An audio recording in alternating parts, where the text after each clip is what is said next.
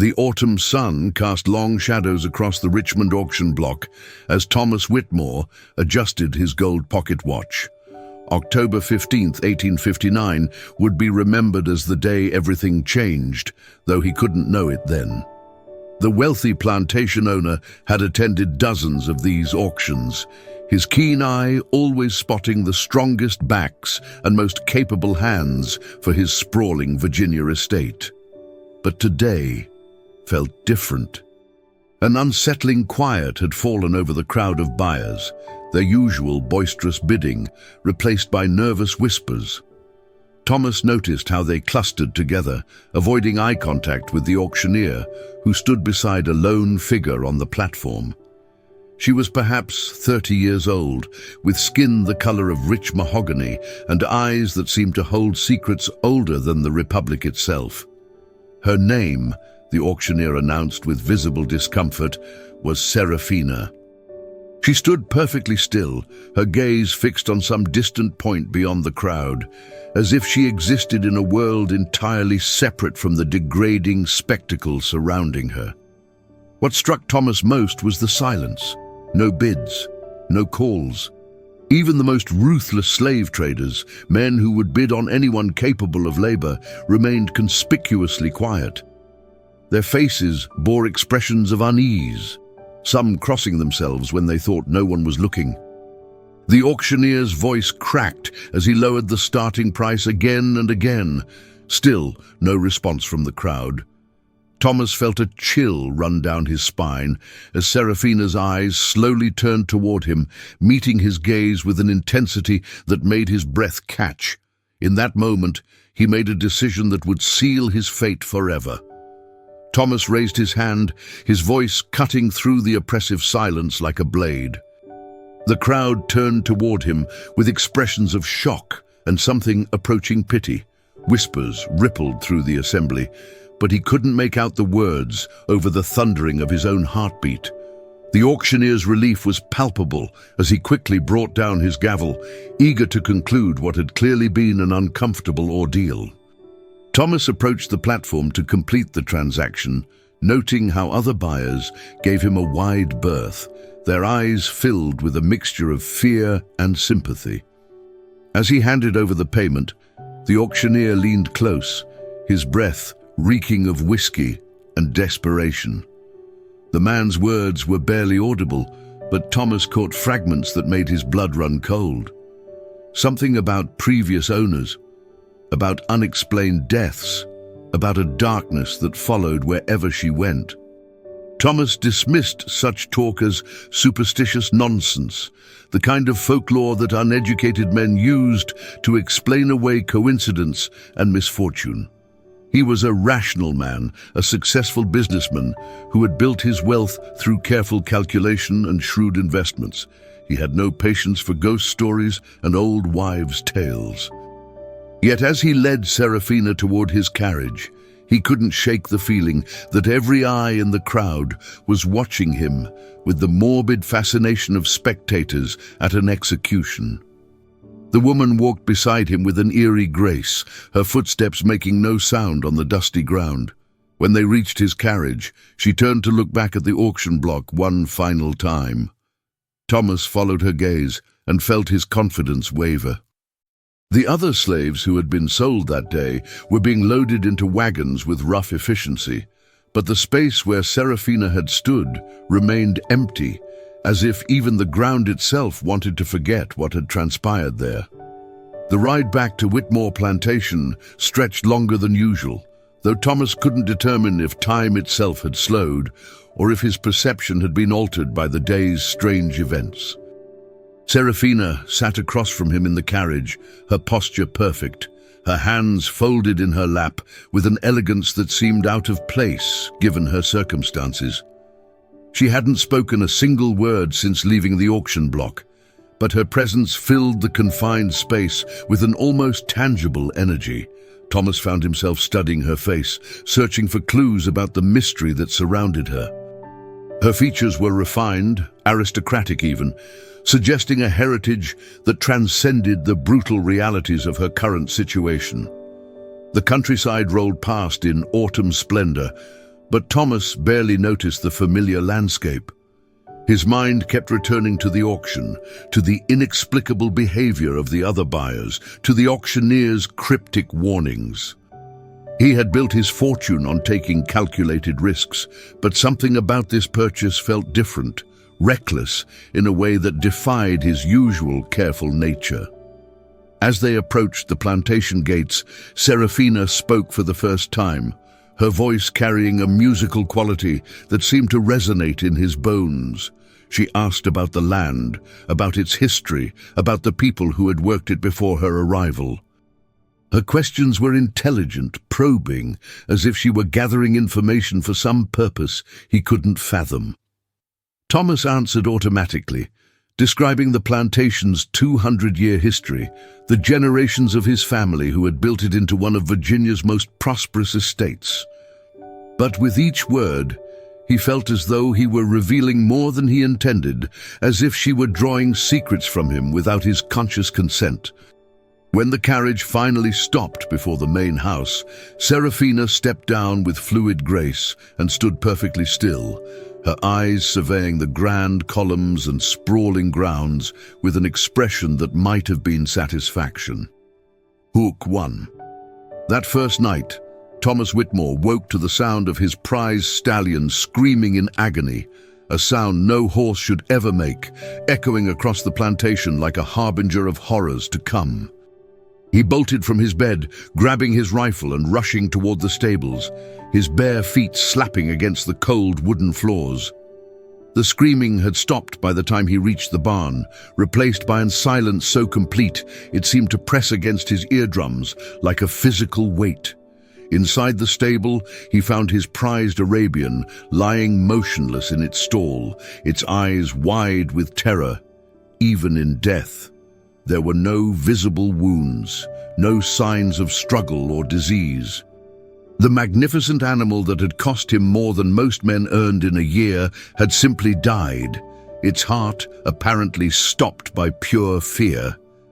The other horses pressed themselves against the far walls of their stalls, trembling and refusing to approach the dead stallion's enclosure. Even his most experienced stable hands, men who had worked with horses their entire lives, stood frozen in the doorway, their faces pale with superstitious dread. Thomas examined the carcass thoroughly, searching for any rational explanation for the animal's sudden death. The horse had been in perfect health just hours earlier, strong and spirited as always. Yet now it lay cold and stiff, its magnificent form reduced to lifeless flesh that would need to be disposed of before it began to rot. As he stood puzzling over the mystery, one of his field hands approached hesitantly, hat in hand. The old man's voice shook as he spoke, mentioning whispers among the quarters about the new woman, about how animals had a way of sensing things that humans couldn't perceive. Thomas dismissed such talk with sharp words, but privately he couldn't shake the image of Seraphina's face as she had surveyed his property. There had been something in her expression, a satisfaction that now seemed ominous in retrospect. Morning brought no relief from the previous night's disturbing events. Thomas found his overseer Marcus Hale waiting in the plantation office with an expression of barely contained anxiety. Hale had managed Whitmore Plantation for 15 years, his iron discipline and unwavering loyalty making him invaluable to the estate's operation. But today, the usually confident man seemed diminished, his hands trembling slightly as he poured himself a generous measure of whiskey despite the early hour. He spoke in hushed tones about the unrest spreading through the slave quarters, about whispered conversations that stopped whenever he approached. The field hands were refusing to work near Seraphina, claiming that her very presence made their skin crawl and their minds fill with dark thoughts. Even the house servants, typically more compliant than their field counterparts, had begun crossing themselves whenever she passed by. Hale recounted strange incidents from the night. Tools found arranged in peculiar patterns, livestock behaving erratically, and several slaves claiming to have seen figures moving through the mist that surrounded the quarters after midnight. The overseer's rational mind rejected such supernatural explanations, but his practical experience told him that frightened slaves were dangerous slaves. Thomas listened with growing irritation, his businessman's pragmatism warring with the nagging doubts that had plagued him since the auction. He had paid good money for Seraphina, and he expected a return on his investment. Superstitious nonsense from ignorant field hands wouldn't dictate how he managed his property. Yet as Hale continued his report, describing the palpable fear that had settled over the plantation like a suffocating blanket, Thomas found his confidence wavering. The death of his stallion had been disturbing enough, but the systematic breakdown of order among his workforce threatened the very foundation of his prosperity. He instructed Hale to maintain discipline through whatever means necessary, but privately wondered if he had made a terrible mistake at yesterday's auction. Thomas decided to assign Seraphina to work in the main house, reasoning that keeping her close would allow him to observe her behavior and determine the source of the plantation's growing unrest. He instructed his head housekeeper, Mrs. Caldwell, to train the new arrival in the duties expected of domestic staff. Mrs. Caldwell, a stern woman who had managed the household for over 2 decades, accepted the assignment with visible reluctance. She had heard the whispers from the quarters, had seen the fear in the other servants' eyes, but her loyalty to the Whitmore family compelled her to obey despite her personal misgivings. Seraphina proved to be an exceptional student, mastering complex household tasks with an ease that bordered on the supernatural. She moved through the grand rooms with an elegance that seemed innate, handling delicate china and precious artifacts as if she had been born to such refinement. But her presence transformed the atmosphere of the house in ways that couldn't be easily explained. Rooms grew cold when she entered, candles flickered without any discernible breeze, and the other servants found excuses to avoid working alongside her. Even the family's beloved hunting dogs, typically friendly to all household staff, would whimper and retreat whenever she approached. Thomas observed these phenomena with growing unease, his rational mind struggling to find logical explanations for the increasingly bizarre occurrences. He began to notice that Seraphina's eyes held an intelligence that seemed far beyond her supposed station, as if she was studying him and his family with the calculating gaze of a predator. During the evening meal, served by Seraphina's graceful hands, Thomas found his appetite diminishing. The food tasted different somehow, though he couldn't identify any specific change in flavor or preparation. His wife and children complained of strange dreams, of whispered voices that seemed to call to them from the darkness beyond their bedroom windows. The plantation that had been his pride and joy was becoming something else entirely, something that filled him with a dread he couldn't name. Timbuktu. Thomas's youngest daughter, 8-year-old Emily, refused to leave her room after claiming she saw Seraphina standing at the foot of her bed in the middle of the night. But when questioned, Seraphina had been locked in the servants' quarters with no possible way to enter the main house.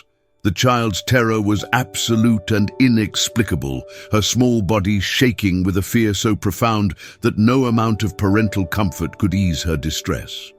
She spoke in fragmented whispers about eyes that glowed in the darkness, about whispered words in a language she couldn't understand, about a presence that made her feel as though ice water flowed through her veins. Thomas's wife, Margaret, had initially dismissed their daughter's claims as nightmares brought on by the household's recent disruptions. But when their 10-year-old son James began experiencing similar visitations, her skepticism transformed into maternal panic. The boy, typically brave to the point of recklessness, had been found cowering in his closet at dawn, claiming that Seraphina had stood beside his bed for hours, simply watching him with an expression of terrible patience. Like his sister, he insisted that the woman had somehow entered the house despite the locked doors and vigilant guards. Thomas conducted thorough investigations of the house's security, checking every window, every door, every possible point of entry. The servants' quarters were indeed locked each night, and the guards he had posted reported no unusual activity. Yet the children's terror was undeniably real, their fear so intense that they refused to sleep alone. Margaret demanded answers, her usual composure cracking under the strain of protecting her children from a threat she couldn't understand. She spoke of sending the children to her sister in Richmond until the situation could be resolved, but Thomas found himself reluctant to admit that his household had descended into chaos. The plantation that had once been a sanctuary for his family was becoming a prison of inexplicable horrors, and at the center of it all stood Seraphina, performing her duties with perfect efficiency while somehow orchestrating a campaign of psychological terror. Desperate for answers, Thomas rode to the University of Virginia, seeking out Professor Edmund Blackwood, a scholar specializing in local history and folklore. Blackwood was a thin, nervous man whose office overflowed with dusty tomes and yellowed manuscripts, the accumulated knowledge of decades spent studying Virginia's darker chapters. When Thomas described Seraphina and the circumstances of her purchase, the professor's face grew pale with recognition. He disappeared into his archives, returning with a leather-bound journal that seemed to emanate an aura of dread even before he opened its brittle pages. The journal belonged to a plantation owner from South Carolina, a man named Jeremiah Ashford, who had purchased Seraphina in 1847.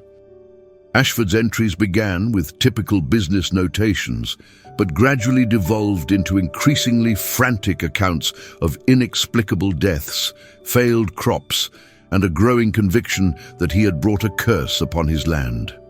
According to the journal, Seraphina had been born in Haiti to a woman rumored to be a powerful voodoo priestess.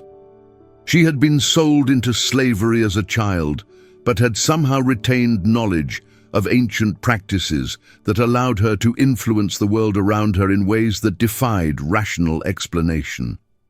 Ashford's plantation had suffered a series of catastrophes: livestock dying without cause, crops withering despite perfect growing conditions, and slaves disappearing in the night without leaving any trace of their passage.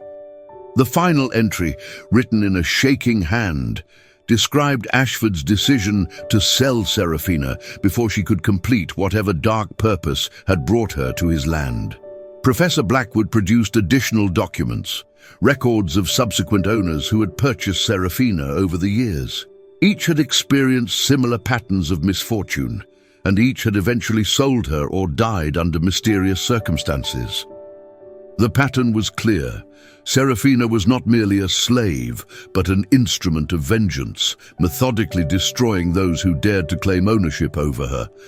Thomas left the university with his worldview fundamentally shattered, finally understanding that he faced an enemy far more dangerous than he had ever imagined. Armed with knowledge of Seraphina's true nature, Thomas returned to the plantation with grim determination. He found her in the garden, tending to flowers with the same supernatural grace that characterized all her movements. The late afternoon sun cast long shadows across the grounds, creating an atmosphere of impending doom. When he approached, she looked up with eyes that held no surprise, as if she had been expecting this confrontation since the moment he had placed his bid at the auction. Her smile was serene, beautiful, and absolutely terrifying in its complete lack of human warmth. Thomas demanded answers, his voice carrying the authority of a man accustomed to absolute obedience from those he considered his property. But Seraphina's response shattered his illusions of control with quiet words that carried the weight of ancient power. She spoke of justice delayed but never denied, of debts that accumulated across generations, of a reckoning that had been building for centuries. Her voice carried traces of accents from distant lands, languages that predated the European colonization of the Americas. The plantation, she explained, had been built on land that had once been sacred, watered with the blood and tears of countless innocent souls. The Whitmore family's prosperity had been purchased with suffering that cried out for retribution, and she had come to collect what was owed. Thomas felt his rational worldview crumbling as she described the true cost of his family's wealth, the human misery that had been the foundation of their comfort and privilege. She spoke of slaves who had died building his house, of families torn apart to finance his expansion, of children sold to pay for his luxuries. Her words carried a hypnotic power that made him see his life with terrible clarity, stripping away the comfortable justifications he had used to avoid confronting the moral implications of his choices. For the first time, he understood that he was not the master of this situation, but merely another link in a chain of suffering that stretched back through generations. Hook 3. That night, Thomas discovered his wife Margaret standing in their bedroom, her eyes completely black, speaking in Seraphina's voice while blood slowly dripped from her fingertips onto their Persian carpet. The transformation was absolute and horrifying. His beloved wife's familiar features twisted into an expression of alien malevolence. She spoke of the Whitmore family's sins with intimate knowledge that no outsider should possess, recounting specific acts of cruelty that had been carefully hidden from historical records. Margaret's voice, now carrying Seraphina's musical cadence, described the systematic brutalization of slave families, the casual violence that had been as much a part of plantation life as morning prayers. She spoke of Thomas's grandfather, who had burned a slave alive for the crime of learning to read, and of his father, who had sold children away from their mothers to settle gambling debts. Thomas watched in horror as his wife's body moved with Seraphina's fluid grace, her hands gesturing in patterns that seemed to pull shadows from the corners of the room. The woman he had loved for 15 years had become a vessel for something far older and more terrible than human hatred. The possession lasted for hours, during which Margaret's borrowed voice recited a litany of crimes that spanned generations of Whitmore ownership. Each revelation struck Thomas like a physical blow, forcing him to confront the true foundation of his family's prosperity. When dawn finally broke, Margaret collapsed to the floor, her eyes returning to their natural blue, but now filled with a terror that would never fully fade. She remembered everything, every word spoken through her lips, every image that had flashed through her consciousness during the possession. The children found them there, Thomas cradling his wife's trembling form while she whispered apologies for sins that weren't her own. The family that had once been the pride of Virginia society was being systematically destroyed, their bonds of love and trust corrupted by the weight of ancestral guilt. Seraphina's revenge was proving to be far more sophisticated than simple violence. She was dismantling their lives piece by piece, forcing them to experience the same helplessness that had defined the lives of those they had enslaved. In the days following Margaret's possession, the plantation began to decay with supernatural speed. Crops that had been thriving just weeks earlier withered and died, their roots turning black as if poisoned by the very soil that had once nourished them. The grand house itself seemed to age decades in mere days, paint peeling from its walls and floorboards warping despite the dry weather. Thomas's remaining slaves began disappearing in the night, not fleeing to freedom, but simply vanishing as if the earth had swallowed them whole. Those who remained spoke in whispers of figures seen walking through the mist, of voices calling from empty fields, of a darkness that seemed to be consuming the very essence of the land. The overseer, Marcus Hale, had abandoned his post after claiming to see his own reflection speaking to him from mirrors throughout the house, warning him to flee before he shared the fate of previous overseers who had served the Whitmore family. His departure left the plantation's operations in complete chaos, but Thomas found himself unable to care about such practical concerns. Financial ruin followed close behind the supernatural devastation. Creditors who had once been eager to extend credit to the prosperous Whitmore family now demanded immediate payment, as if they could sense the coming collapse. Banks refused to honor previously approved loans, and business partners severed relationships without explanation. Margaret had retreated into herself, spending her days in prayer and her nights in sleepless vigilance, terrified that Seraphina might again use her body as a vessel for otherworldly communication. The children clung to their parents with desperate intensity, sensing that their world was dissolving around them, but lacking the understanding to comprehend why. Thomas walked through his crumbling domain like a man in a waking nightmare, watching 2 centuries of family legacy crumble into dust. Every room held memories of prosperity and pride, but those memories were now tainted by the knowledge of the suffering that had made them possible.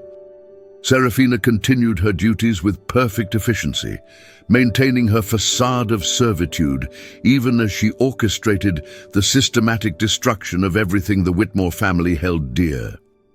On a fog-shrouded November morning, Thomas found Seraphina waiting for him in his study, seated behind his own desk, with the casual authority of someone who had always belonged there. The room, once his sanctuary of power and control, now felt like a courtroom where he stood as the accused.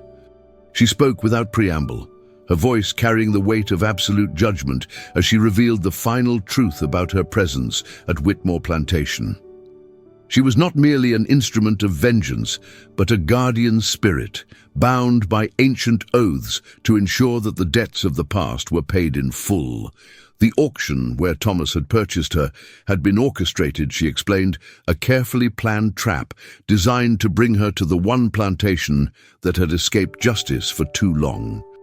The other bidders had recognized her true nature through instincts honed by generations of dealing with forces beyond their understanding.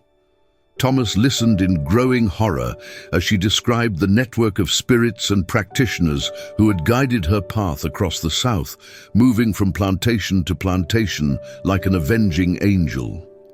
Each owner who had claimed her had been judged according to their crimes, their punishments tailored to match the specific nature of their sins. The Whitmore family's judgment had been delayed not by chance, but by design, allowing their guilt to compound across generations until the weight of their crimes demanded the most complete destruction. Thomas's grandfather's brutality, his father's greed, and his own willful blindness had created a debt that could only be paid through the total annihilation of everything they had built. Seraphina rose from the desk with fluid grace, her form beginning to shimmer as if she were becoming translucent. Her mission at Whitmore Plantation was nearly complete, she explained, but one final act remained to balance the scales of justice. She approached Thomas with steps that made no sound, her eyes holding depths that seemed to contain the accumulated suffering of centuries. When she placed her hand on his chest, he felt his heart begin to slow, his life force draining away as surely as water from a broken vessel. Thomas Whitmore died as the sun set on November 30th, 1859, found in his study with no visible wounds, but with an expression of absolute terror frozen on his face. The official cause of death was listed as heart failure, but those who discovered his body spoke in whispers of the unnatural cold that seemed to emanate from his corpse. Seraphina vanished that same night, leaving no trace of her presence except for the devastation she had wrought. The plantation house stood empty, its windows dark and its grounds overgrown with vegetation that seemed to grow with supernatural speed. Margaret Whitmore took her children and fled to Richmond, but the trauma of their experiences had marked them permanently. Local authorities found no evidence of foul play, but the plantation's reputation for supernatural occurrences ensured that no buyer could be found for the property. It stood abandoned for decades, slowly being reclaimed by the Virginia wilderness, as if the land itself was trying to forget the horrors it had witnessed. Some say that on foggy autumn nights figures can still be seen walking through the ruins of Whitmore Plantation, the spirits of those who suffered there finally free to roam the grounds that had once been their prison. Others claim that Seraphina herself occasionally appears, continuing her eternal mission to balance the scales of justice wherever slavery's legacy remains unaddressed. The auction records from that October day in 1859 disappeared from official files, as if history itself was trying to erase the memory of what had transpired. But in the whispered folklore of Virginia's African-American communities, the story of Seraphina lives on, a reminder that some debts can never be forgotten and that justice, however delayed, will eventually find its way to those who believe themselves beyond its reach. The truth about what happened at Whitmore Plantation remains buried with those who witnessed it, but the questions linger. Was Seraphina truly a supernatural force of vengeance, or simply a woman driven to extraordinary measures by extraordinary circumstances? And if such guardians of justice still walk among us, what other reckonings await those who profit from the suffering of others? The fog still rolls across the abandoned plantation grounds each autumn, carrying with it the whispers of the past and the promise that some stories are far from over.